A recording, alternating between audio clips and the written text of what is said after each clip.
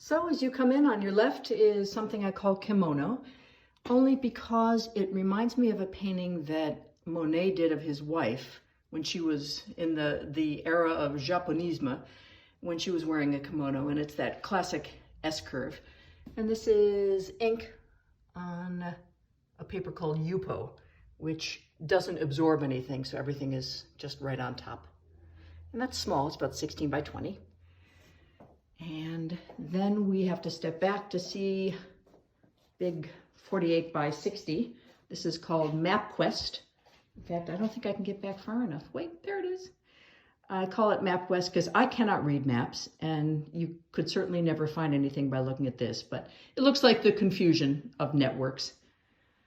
And that is ink and acrylic, and a lot of it is thrown and sprayed, and then I bring out some of the shapes. And there's a lot going on, so it's fun. In fact, I think that's why I did call it MapQuest. It looks like places you could find. The next is called The Golden Staircase, and that is 36 by 72. And that is also ink and acrylic. I like light colors. And again, this is this combination of bringing out shapes that are created and then drawing on top of them.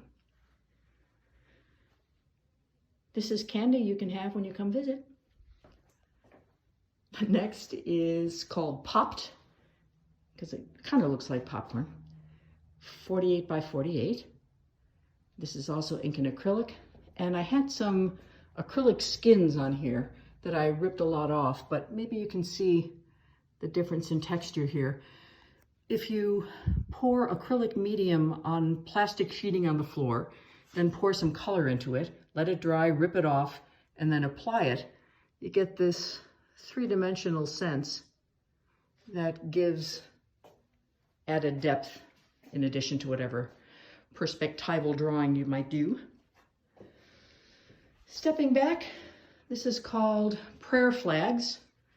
This is also a big one. I think it's like 48 by 72. The long extensions on the left remind me of the Tibetan prayer flags that you can find all over Ithaca. In fact, Ithaca is the retirement home of the Dalai Lama. There's a monastery up on the hill. I don't think he'll ever retire, but there are monks living there. And you can go and listen, have a gong bath or meditate. Georgie, you would love it, I think. Whoops. And not to get too monasterial, but this is called A Long Way Up to the Monastery. This is also ink and acrylic. And look at this pink. It's so interesting how when you use color and you put it next to things that will really enhance it or that are complementary, like the pink and the blue, it just makes it radiate. And if there were pink next to red, you'd never see it. Next is another big 48 by 48 called Northwest Passage. I don't know if you've seen the TV show that they made of the book about the Terror, which is the name of a ship, and the story of the terrible voyages trying to find the Northwest Passage over the North Pole from east to west. And it combines, kind of compass elements and architectonic lines and various suggestions of land shapes.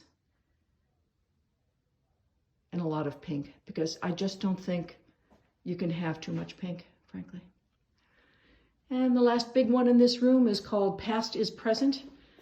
And that's from about 5-6 years ago. I read 3 books about vanished kingdoms, imaginary cities, the idea of submerged memories or stories that come to the surface. And I think this is the best example of the use of skins that are left. The other ones are gone, but you can see it's kind of a craggy sense.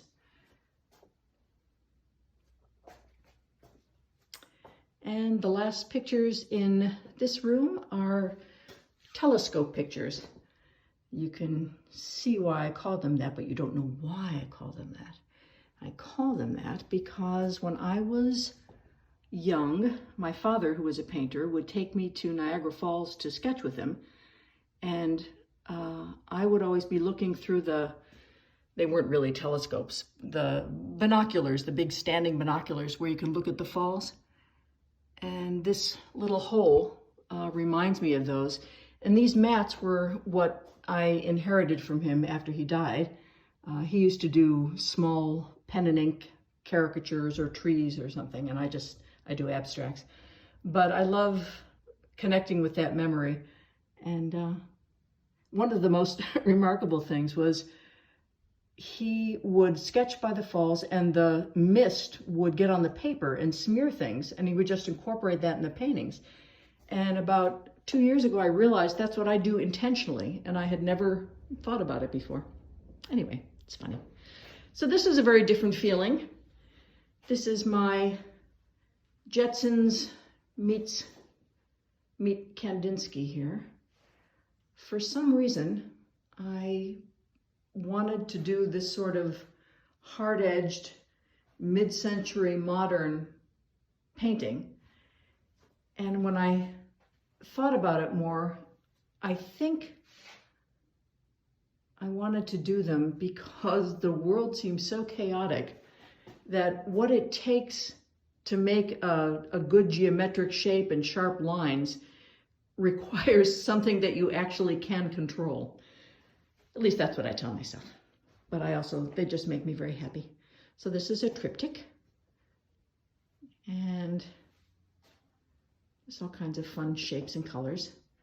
This one is called Soft Palette. And this is called Rules of the Game. And this is the one I had made into pillows that you may have noticed on the couch in the other room. And these are all on raw canvas. And then these two are ink and acrylic on board under resin. And you can see the really shiny finish on here. They become indestructible, which is neither here nor there, but they give it a nice high gloss feeling. This one is called Coral Reef. And then there's everything else. And a few little ones. And that's it. Thank you for taking my tour. I hope to see you soon. Bye.